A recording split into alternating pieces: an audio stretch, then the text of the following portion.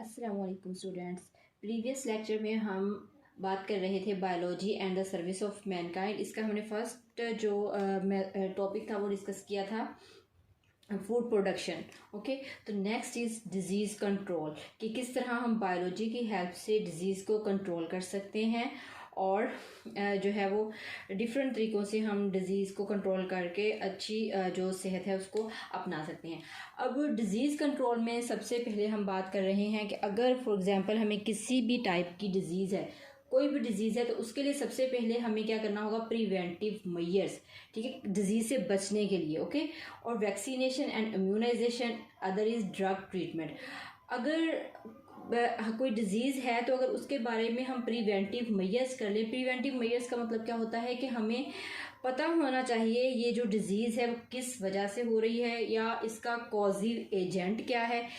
Informations हमें disease के बारे में पता होनी चाहिए कि वो किस तरह से फैलती है ताकि हम डिज़ीज़ से बच सके। जैसे हम कहते हैं कि एहतियात जो है वो इलाज से बेहतर है। अगर हमें एहतियात का पता होगा तो हम ज़ाहिर है एहतियात अपनाएंगे ताकि हम जो है वो डिज़ीज़ से बच सकें। ठीक है, अब सबसे पहले हम इसी पे बात करेंगे। तो सबसे पहले हमारे पास आ जाती है प्रिवेंटिव मेजर्स।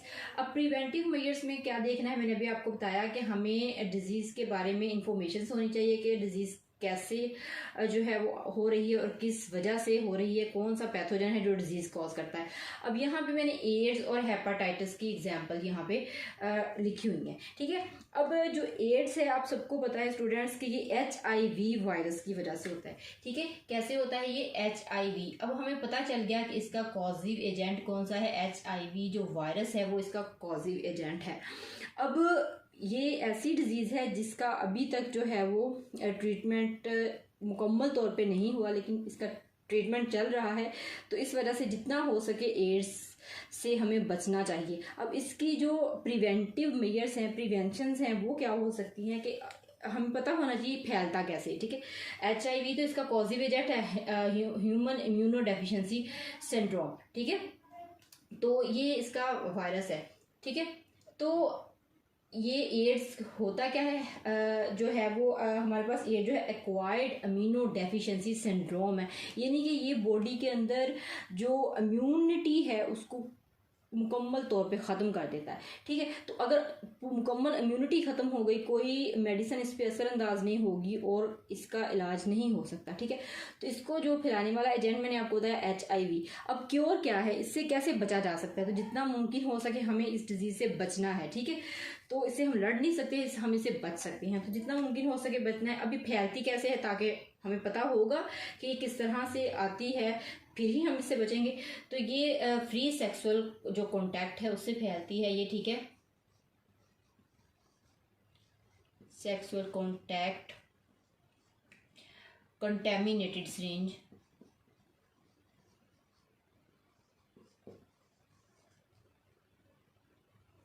ठीक है, कंटेमिनेट जितने भी जो सिरिंजेस होती हैं या जितने भी इंस्ट्रूमेंट होते हैं जो इस्तेमाल होते हैं सर्जिकल यानी कि हॉस्पिटल्स के अंदर। ठीक है, तो जितने भी इंस्ट्रूमेंट इस्तेमाल होते हैं उससे भी ये फैलती है। ठीक है, ब्लड ट्रांसफ्यूजन, अगर कोई ऐसा मरीज़ जिसको HIV है उसका ब्लड ट्रांसफ़र कर दिया जाए तो उस वजह से भी ये डिज़ीज़ जो है वो फैल सकती है। तो इसी वजह से जो ब्लड है उसको देते वक्त या लेते वक्त भी एहतियात होनी चाहिए कि कहीं उसको HIV तो नहीं है। ठीक है, तो ये कुछ जो फ्री कांटेक्ट है इससे बचें तो हम HIV से बच सकते हैं और हम एड्स से बच सकते हैं। ओके, तो इनकी प्रिवेंटिव मेजर्स हैं इसके।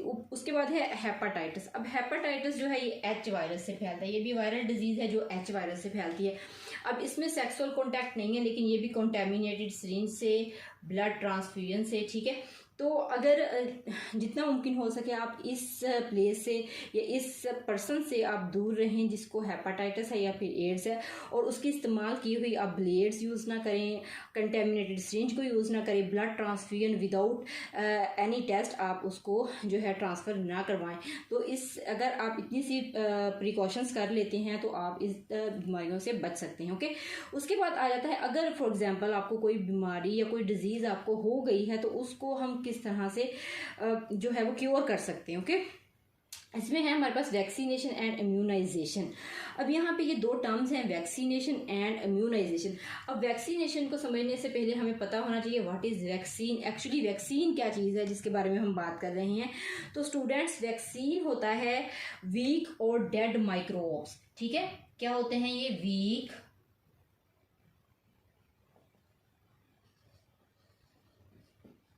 और डेड माइक्रोब्स।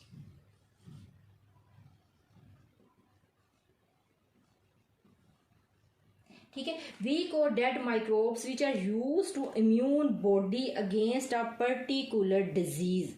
ठीक है, यानी कि अगर कोई डिजीज हो चुकी है तो हम क्या करते हैं, उससे बचने के लिए उसी डिजीज के वीक और डेड माइक्रोब्स को लेके बॉडी के अंदर जो है वो उसको दाखिल करते हैं, जिससे वो बॉडी को इम्यूनिटी मिलती है। ठीक है, तो इसको हम कहते हैं वैक्सीनेशन। अब वैक्सीन किसको कहते हैं? वीक और dead microbes which are used to immune body against a particular disease are said to be vaccine. उस माइक्रोब को पर्टिकुलर डिजीज के अगेंस्ट यूज करने को हम वैक्सीन कहते हैं, और इस वैक्सीन को बॉडी के अंदर जो है वो इनऑक्यूलेट करने को क्या कहते हैं? वैक्सीनेशन। यानी कि inoculation of that vaccine into the body. Okay, तो इस अमल को क्या कहेंगे? हम वैक्सीनेशन कहेंगे। और इसी तरह हमारे पास है इम्यूनाइजेशन। अब इम्यूनाइजेशन क्या होती है? जब भी किसी बॉडी की वैक्सीनेशन हो जाती है एक्चुअली, ठीक है, अगर कोई बॉडी जो है वो वैक्सीनेटेड है अगेंस्ट सम डिजीज, तो उस बॉडी के अंदर क्या है? इम्यूनाइजेशन है।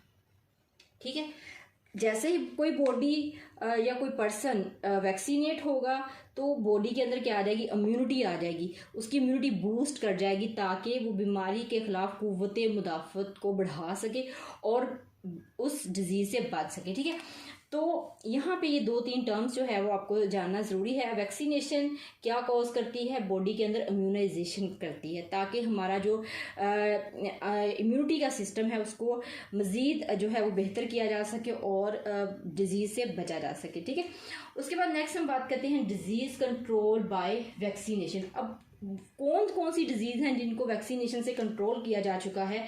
तो सबसे पहले यहाँ पे हम देख रहे हैं whooping cough, measles, polio, mumps et cetera. तो ये ऐसी डिजीज़ है जिनको वैक्सीनेट करके आइंदा आने के लिए उस बीमारियों से हम बच सकते हैं। अब ये जो सारी वैक्सीनेशन है, ये अब जब भी कोई ह्यूमन ऑफस्प्रिंग दुनिया में आता है तो उसकी वैक्सीनेशन होती है। ठीक है, 9 माह के अंदर आपको पता है पाकिस्तान में उसको 5 साल की उम्र तक उसको कुछ वैक्सीनेशन लगाई जाती हैं। ठीक है, आफ्टर सम टाइम। ठीक है, जिससे क्या होता है? उनकी बॉडी के अंदर इम्यूनिटी पैदा होती है और ये वाली भी जो बीमारियां हैं उनकी उनके अंदर नहीं आती। ओके, तो ये सारी क्योर है जो हम वैक्सीनेशन करवा के जो है डिजीज से बच सकते हैं। Other is development of vaccine. अब वैक्सीनेशन की तो हम बात करें, लेकिन वैक्सीनेशन या वैक्सीन कहाँ से आई, कैसे पता चला कि हम बॉडी की वैक्सीन करवाएंगे, किस तरह से ये जो रिसर्च है वो सामने आई? तो एडवर्ड जेनर एक साइंटिस्ट था जिसने 1796 के अंदर अपने काऊ के अंदर एक डिजीज देखी जिसका नाम था काऊ पॉक्स। ठीक है, इसकी गाय को जो है वो काऊ पॉक्स हुए, और अब काऊ जो है वो लैटिन में वैका कहते हैं। ठीक है, काऊ को लैटिन में क्या कहते हैं? वैका कहते हैं। तो उसने उसी काऊ पॉक्स जो वायरस था, उसी वायरस के डेड माइक्रोब्स को इंजेक्ट करवाया एक लड़के के अंदर, जिससे क्या हुआ? वो उस बीमारी से बच गया। ठीक है, तो जिस वजह से यहाँ पे जो है वो इस सारी रिसर्च के पीछे जो है वो हाथ किसका है? एडवर्ड जेनर का, जिसने सबसे पहले डिस्कवर की थी ना 1796 के अंदर काउपॉक्स की डिजीज से जो है वो वैक्सीनेशन। ओके, तो ये वैका लैटिन वर्ड है जो लैटिन में काउ को कहते हैं, जिस वजह से इसका नाम जो है वैक्सीनेशन रख दिया गया। ओके, अब यहाँ पे स्मॉल पॉक्स और एड्स मैंने मेंशन किया हुआ है। तो जो स्मॉल पॉक्स है वो टोटली जो है वो ख़त्म हो चुका है वैक्सीनेशन से। ठीक है, वैक्सीनेशन करवा के तमाम तकरीबन दुनिया में जितने भी बच्चे पैदा होते हैं उनके अंदर स्मॉल पॉक्स नहीं होता, क्योंकि स्मॉल पॉक्स वैक्सीनेशन से प्रॉपरली ख़त्म कर दिया गया है। एड्स है, अब एड्स को प्रॉपरली ख़त्म तो नहीं किया गया, लेकिन जो है वो अंडर एडमिनिस्ट्रेशन जो है वो इसको एक्सपेरिमेंटल बेसिस पे देख रही है कि इंशाल्लाह इसकी भी एक दिन जो है वो वैक्सीनेशन आ जाएगी जब हम एड्स से भी छुटकारा हासिल कर लेंगे। ओके, तो अदर इज़ क्या है, अब ये तो होगी वैक्सीनेशन। ओके, उसके बाद है ड्रग ट्रीटमेंट। ड्रग ट्रीटमेंट में क्या होता है कि हम कोई केमिकल, कोई एंटीबायोटिक को यूज़ करके जिस पर्सन को इलनेस होती है, जो पर्सन सिक होता है, वो एंटीबायोटिक का यूज़ करता है और उस डिजीज़ से जो है वो छुटकारा हासिल करता है। अब एंटीबायोटिक यूज़ के होती है अगेंस्ट बैक्टीरियम। अब बैक्टीरियम के अगेंस्ट तो ये यूज़ होती है, बट वो वाला बैक्टीरियम जो कि रेजिस्टेंस नहीं होगा। अगर बैक्टीरियम एंटीबायोटिक के खिलाफ रेजिस्टेंस रखता है तो हम उस बैक्टीरियम को कभी भी किल नहीं कर सकते। ओके, जैसे प्रीवियस लेक्चर में मैंने बताया था कि बार बार हम ड्रग ट्रीटमेंट से या बार बार हम केमिकल मेथड को अप्लाई करके उस पैथोजन को रेजिस्टेंस बना देते हैं। ठीक है, अगर वो ये रेजिस्टेंस हो चुका है तो हमें हैवी डोज की एंटीबायोटिक उसके अगेंस्ट जो है वो यूज़ करनी पड़ेगी ताकि हम उस बैक्टीरियम को किल कर सकें। ओके, तो नेक्स्ट है हमारे पास कैंसर ट्रीटमेंट। अब कैंसर जो है आप सबको पता है कि abnormal development of cells is called cancer. ठीक है, कि जब हमारी बॉडी के अंदर जो सेल है वो एबनॉर्मली ग्रो करना शुरू कर देते हैं। ठीक है, एबनॉर्मली अपनी आइडेंटिकल कॉपीज बनाना शुरू कर देते हैं, हमारी बॉडी को ज़रूरत भी नहीं होती किसी भी खास जगह के ऊपर, तो उस चीज़ को हम कहते हैं कैंसर। अब ये हमारी बॉडी के लिए बहुत ज़्यादा डेंजरस है। ठीक है, तो इसकी जो ट्रीटमेंट है उसमें हम 3 तरह की ट्रीटमेंट देखते हैं, chemotherapy, gene therapy and radiotherapy. अब कीमोथेरेपी जैसे स्टूडेंट्स आप सबको पता है कि केमिकल से है। ठीक है, तो सर्टेन एंटी कैंसर केमिकल्स को यूज़ किया जाता है इसके अंदर। ठीक है, एंटी कैंसर जो कैंसर होते हैं केमिकल्स, उनको यूज़ करके हम क्या करते हैं कि उसमें सेल को किल करते हैं। ठीक है, यानी कि इसमें क्या यूज़ होगा स्टूडेंट्स, इसमें यूज़ हो गए केमिकल जो कि एंटी कैंसरस हो गए। ठीक है, अब केमिकल का क्या फ़ायदा है कि अगर हम कोई केमिकल बॉडी के अंदर इंजेक्ट कर रहे हैं तो वो ना सिर्फ जो है वो कैंसरस सेल को ख़त्म करेगा बल्कि उसके आसपास पाए जाने वाले जितने भी सेल हैं वो भी किल हो जाएंगे। ठीक है, तो ये इतना ज़्यादा फ़ायदेमंद प्रोसेस नहीं है क्योंकि केमिकल जो है वो दूसरे सेल्स को भी नुकसान पहुंचाएगा जो कि हमारे हेल्पफुल या यूज़फुल सेल हैं, जो अच्छे सेल हैं, जो जिनमें कैंसर नहीं है। Next is gene therapy. अब जीन थेरेपी क्या होता है कि हम एबनॉर्मल जीन को बॉडी से निकाल देते हैं और जो नॉर्मल जीन होता है उसको एबनॉर्मल जीन की जगह पे ट्रांसफ़र कर दिया जाता है with the help of bone marrow cell. यहाँ पे हम बोन मैरो का यूज़ करते हुए डिफेक्टिव जीन को रिपेयर करते हैं। ठीक है, यानी कि यहाँ पे क्या होता है, repair of defective gene, repair of defective gene. ठीक है, जो डिफेक्टिव जीन है उसको बॉडी से निकाल दिया जाएगा और जो नॉर्मल जीन है उसको उसकी जगह पे प्लेस किया जाएगा, जिससे जो है इस सेल का इलाज हो जाएगा और कैंसर ख़त्म हो जाएगा। ठीक है, ये प्रोसेस बहुत अच्छा है लेकिन बहुत ज़्यादा ये कॉस्टली है, जिस वजह से हर बंदा इसको अप्रोच नहीं कर सकता। ठीक है, अदर इज़ रेडियोथेरेपी। अब रेडियोथेरेपी क्या है कि ख़ास किस्म के रेडिएशंस जो है उसको यूज़ करते हुए हम एबनॉर्मल सेल्स को या कैंसरस सेल को ट्रीट करते हैं, जिससे कैंसर सेल जो है वो ख़त्म हो जाता है। ठीक है, इनके एक्सरेज का यूज़ करके हम कैंसरस सेल को ख़त्म करते हैं, जिससे क्या होता है कि बॉडी के जितने भी एबनॉर्मल सेल्स हैं उनकी ग्रोथ जो है वो रुक जाती है और बॉडी फिर से जो है वो अपना नॉर्मल तरीके से बॉडी के जो सेल है वो काम करना शुरू कर देते हैं। ठीक है, अब यहाँ तक हमने देखा कि डिजीज़ को किस तरह से कंट्रोल किया जाता है। अब नेक्स्ट अगर हम बात करें यहाँ पे तो नेक्स्ट टॉपिक हमारे पास आता है कंजर्वेशन ऑफ इन्वायरमेंट। ठीक है, तो यहाँ पे हम डिजीज़ कंट्रोल पे आप लोगों को मैंने बताया कि कैसे हम डिजीज़ को कंट्रोल कर सकते हैं और क्योर हासिल कर सकते हैं डिफरेंट टाइप की जो डिजीज़ हैं उससे। ठीक है, अब नेक्स्ट हमारे पास आता है conservation of environment. Conservation of environment,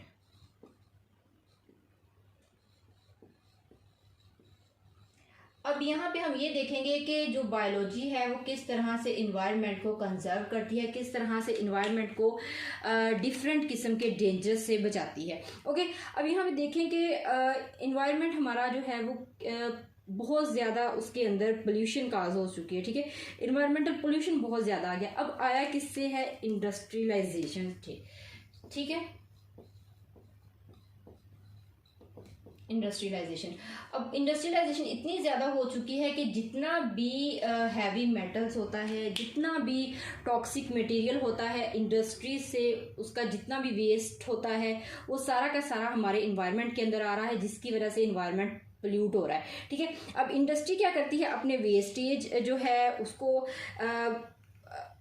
environment के अंदर डाल देती है। ठीक है, और बहुत ज़्यादा टॉक्सिक मटेरियल होता है। ठीक है, ये टॉक्सिक मटेरियल जो है वो इन्वायरमेंट के अंदर डालती है जो इंडस्ट्री है। ठीक है,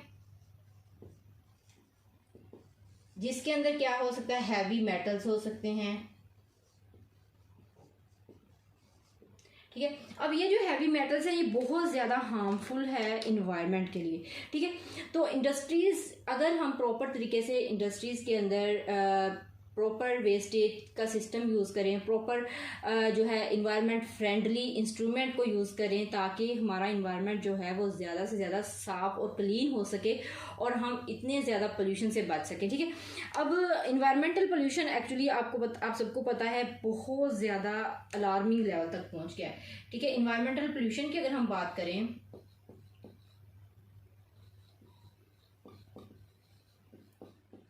ठीक है, जो अब अलार्मिंग हो चुका है। ठीक है, यानी कि बहुत ज़्यादा इन्वायरमेंट के अंदर पोल्यूशन जो है वो आ चुका है, जो कि हमारे इन्वायरमेंट को बहुत ज़्यादा डैमेज कर रहा है, बहुत ज़्यादा उसको ख़राब कर रहा है। ठीक है, अब इसका कॉज क्या है? ऑब्वियसली इसका कॉज है इंडस्ट्रीज़। ठीक है, इंडस्ट्रीज होनी चाहिए, लेकिन प्रॉपर तरीके से उसका जो गार्बेज का सिस्टम है, उसका जो हैवी मेटल्स है, उसका जितना भी वेस्ट मटेरियल है, उसको प्रॉपर तरीके से अगर हम ठिकाने लगाएं तो ये हमारे लिए कोई इतनी ज़्यादा जो है वो ख़तरे की बात नहीं हो सकती। ठीक है, तो इसके लिए हमें करना चाहिए क्या? बायो रेमिडिएशंस। ठीक है, हमें बायो रेमिडिएशंस का इस्तेमाल करना चाहिए अगर हम चाहते हैं कि हम अपनी जितना भी हमारा इन्वायरमेंट है वो बच सके, तो हम क्या करें? Bio remediation. ठीक है, अब यहाँ पे स्टूडेंट्स बायो रेमिडिएशन की आप जो डेफिनेशन है वो नोट डाउन करें कि क्या होता है। The process of removal of degradation of toxic material by living organisms. ठीक है, इनके degradation of toxic material by living organism. ठीक है, टॉक्सिक मटेरियल जो है वो उसको डिग्रेड करना है। ठीक है, डिग्रेडेशन। अब डिग्रेडेशन बच्चों मैंने आपको बताया क्या होता है कि टॉक्सिक मटेरियल को डिग्रेड करके उसको डिस्ट्रॉय करना है। किसकी हेल्प से? लिविंग ऑर्गेनिज्म से। ठीक है, हमने प्रीवियस लेक्चर में भी क्या पढ़ा था कि अगर हम लिविंग ऑर्गेनिजम्स को यूज करें तो वो इन्वायरमेंट के लिए फ्रेंडली होते हैं। ठीक है, तो degradation of toxic material with the help of living organisms. Okay, तो ये हमारे इन्वायरमेंट के लिए कोई नुकसान नहीं, क्योंकि इसमें किसी किस्म का कोई केमिकल यूज़ नहीं हो रहा। अगर हम इन्वायरमेंट को क्लीन करने के लिए फिर से केमिकल्स का यूज़ करेंगे तो जाहिर है वो केमिकल्स भी कहाँ जाएगा? हमारे इन्वायरमेंट के अंदर जाएगा, जिससे इन्वायरमेंट साफ होने की बजाय दोबारा से पोल्यूट हो जाएगा। ओके, और इसकी एग्जाम्पल्स हमारे पास आ जाती है एलजी। ठीक है, एलजी बहुत ही अच्छी एक बायोडिग्रेडर्स है। इसको हम जो है वो डिग्रेडर्स भी कह सकते हैं। ये एब्जॉर्प्शन करती है हैवी मेटल्स की। ठीक है, इनके जितना हैवी मेटल्स होता है इन्वायरमेंट के अंदर उसको एब्जॉर्ब कर लेती है जो एलजी होती है। ठीक है, जिस वजह से हम इसको क्या कहते हैं? Bio absorption. ठीक है, तो हैवी मेटल्स की क्या हो जाती है? बायो एब्जॉर्प्शन हो जाती है। तो ये इन्वायरमेंटल फ्रेंडली है, जिसकी वजह से क्या होता है? इन्वायरमेंट जो है वो पोल्यूशन से बच सकता है। ठीक है, अब नेक्स्ट क्या है? अगर इन्वायरमेंट पोल्यूट हो रहा है तो इसके नुकसानात भी हैं। ठीक है, कॉजेज क्या हो सकते हैं कि हमारे पास बहुत सी स्पीशीज़ हैं जो इंडेंजर्ड हो सकती हैं। ठीक है, तो इसी की वजह से क्या होता है? Endangered species. अब इंडेंजर्ड स्पीशीज़ स्टूडेंट आप लोगों ने पहले भी पढ़ा होगा अपने 9th 10th में। ठीक है, ऐसी स्पीशीज़ जो कि नापैद होने के करीब होती हैं, यानी कि नियर टू एक्सटिंक्ट। ठीक है, नियर टू एक्सटिंक्ट, ठीक है, जिनको जो है वो ख़तरा है नापैद होने का, ठीक है। ऐसी स्पीशीज़ जो नियर टू एक्सटिंक्ट होती हैं उनको हम क्या कहते हैं, endangered species. For example dolphin जो है और कॉमन लेपर्ड, ये जो है इंडेंजर्ड हो चुका है, यानी कि नापैद होने के करीब है। हुआ क्यों है? फॉर एग्जांपल अब इन्वायरमेंटल पोल्यूशन में एक आ जाती है वाटर पोल्यूशन, ठीक है। अगर हम बात करें स्टूडेंट्स वाटर पोल्यूशन की, तो वाटर पोल्यूशन भी क्या कॉज करता है, जो वाटर में रहने वाली स्पीशीज़ होती हैं उनको इंडेंजर्ड कर देता है, ठीक है, उनको नियर टू एक्सटिंक्ट कर देता है। फॉर एग्जांपल अगर कोई इंडस्ट्री है वो किसी नहर के करीब है, किसी जो है वो रिवर के करीब है, तो वो क्या करेगी, अपना सारा वेस्ट उस नहर में, उसके रिवर में डाल देगी, जिससे क्या होगा, सबसे ज़्यादा जो अफेक्ट होगा वो वाटर जो है वो के अंदर रहने वाली फिशेज़ हैं, ठीक है, उसको होगा। तो उससे क्या होगा कि वो मरना शुरू हो जाएंगे, जिस वजह से क्या होगा, वाटर पोल्यूट हो जाएगा, और वाटर पोल्यूट होने से क्या हो जाएगा, स्पीशी के इंडेंजर्ड होने का खतरा, ठीक है। तो इस सारी चीज़ों से बचने के लिए हमें क्या करना चाहिए कि जितना भी इंडस्ट्री का वेस्ट है उसको प्रॉपर तरीके से हमें ठिकाने लगाना चाहिए, ताकि वो वेस्ट हमारे इन्वायरमेंट के लिए कोई ख़तरा, कोई अलार्मिंग सिचुएशन जो है वो क्रिएट ना करे। ओके, तो ये था हमारे पास conservation of environment chapter biology first year, ठीक है। तो ये हमारा यहाँ पे चैप्टर जो है वो एंड होता है। इंशाल्लाह नेक्स्ट वीडियो लेक्चर में हम दूसरे चैप्टर के बारे में डिस्कस करेंगे। अल्लाह हाफिज़।